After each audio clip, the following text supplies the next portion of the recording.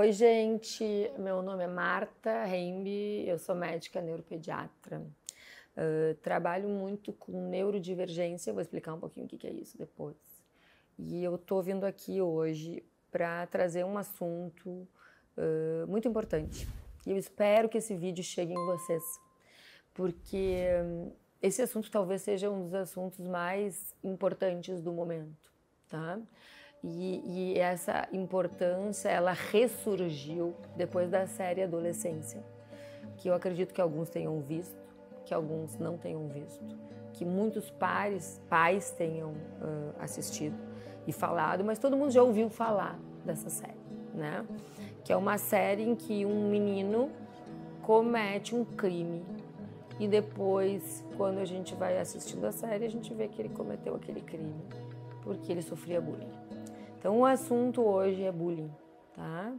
E acho importante, antes da gente falar um pouco de como agir, explicar o que é bullying, né? Qualquer tipo de ofensa, tá? Ofensa que a gente chama de agressividade, podendo ela ser física ou mental, chacota, fulaninho, tu é isso, tu é gordo, tu é feio, tu é burro, tu é um anão, tu é, enfim, qualquer tipo de agressividade física, empurrão, botar o pé, passar o pé, tocar bolinha de papel, que se repita contra uma pessoa é considerado bullying. E bullying é crime. E tem que ser crime. Porque as pessoas que sofrem bullying, elas deprimem, elas ficam deprimidas.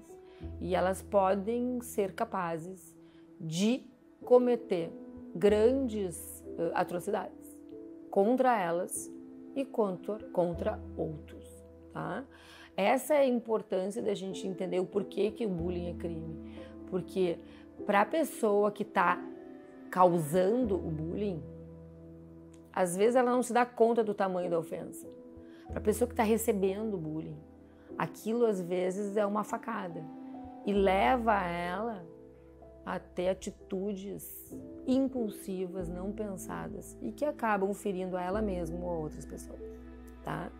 Então, assim, o que eu vejo no dia a dia no consultório, uma vez que eu atendo esse conjunto de pessoas neurodiversas, que seriam aí, especialmente as pessoas com TDAH, que vocês já devem ter ouvido falar o que é transtorno do déficit de atenção, hiperatividade e impulsividade, com autismo, com transtornos de aprendizagem, dislexia, descalculia, aqueles que tentam ler e não leem bem, que tentam escrever e não escrevem bem, essas pessoas com esses transtornos de aprendizagem. Inclusive os superdotados, né? Que muitas vezes têm um funcionamento diferente. Eles são um alvo grande de bullying. E no dia a dia no consultório eu ouço essa queixa deles, dizendo que eles não querem mais participar de escola. Crianças que já trocaram de escola 2, 3, 4... Eu tenho um paciente que ele tem 8 anos, já trocou 8 vezes de escola. Porque ele sofre bullying, ele não quer mais. Às vezes trocam de sala, trocam de turno, tentando fugir. Mas como eles têm algum tipo de diferença dentro dessa neurodiversidade, acaba que eles são alvo de bullying, tá? E às vezes essa diferença ela não é explícita. Não é uma perna que é mais curta, não é porque é cadeirante, não é porque tem um olho que não enxerga, não é porque é surdo. A diferença ela é oculta, né? Então, olhando para a pessoa, a gente não vê nada, mas eles sofrem muito porque eles se sentem diferentes. E no momento que a pessoa se sente diferente, porque ela não consegue prestar atenção, ou porque ela tem que fazer alguma estereotipia para se acalmar, ou porque ela leva mais tempo para escrever, no momento que a pessoa sabe que ela é diferente, e ela ouve um colega falando, porque tu é burro, porque tu é lento, porque tu nunca consegue entender nada, porque tu atrapalha a aula e tal, isso aí é uma grande ofensa. Então, o meu apelo aqui é para vocês terem esse cuidado, tá? Pensando no próximo, né? A gente não vive sozinho, a gente vive em sociedade. E quando a gente vive em sociedade, a gente tem que pensar no próximo, a gente tem que cuidar do próximo. E isso é o mínimo que um ser humano tem que ter, que é empatia, é olhar para o outro com cuidado. Então, como o bullying pode causar crimes, ter consequências irreversíveis, a gente tem que pensar 1000 vezes antes de fazer uma pequena brincadeirinha com alguém, uma pequena ofensa com alguém, que pode ser para para quem está causando só uma brincadeira, mas para quem está recebendo, aquilo pode ficar marcado para o resto da vida. E a pessoa pode não conseguir sustentar isso aí e acabar fazendo coisas ruins, tá? Acho que vocês, alunos, vocês, estudantes, especialmente vocês que têm um papel de representantes, que são pessoas que têm influência sobre outros, se vocês usarem essa influência que vocês têm, né, pessoas mais líderes, mais populares, se vocês usarem essa influência que vocês têm para trazer o bem, para mostrar que não é legal, vocês vão conseguir disseminar isso.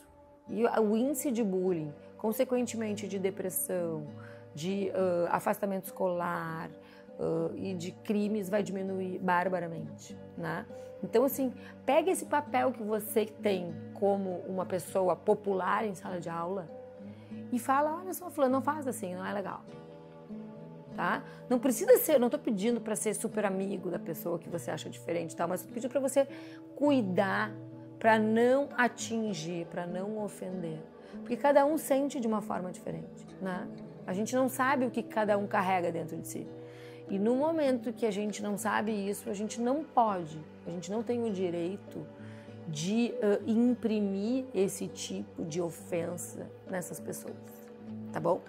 Então aqui fica essa dica, espero de novo que esse vídeo chegue em vocês e que vocês levem em consideração que eu não estou falando aqui da boca para fora, que eu estou falando a partir de estudos baseados em neurociência e que mostram que, inclusive, o bullying é capaz de alterações cerebrais. As alterações não são só psicológicas, elas são cerebrais, secundárias a esse processo deprimido, né, de depressão que as pessoas sofrem ao sofrerem bullying, tá bom?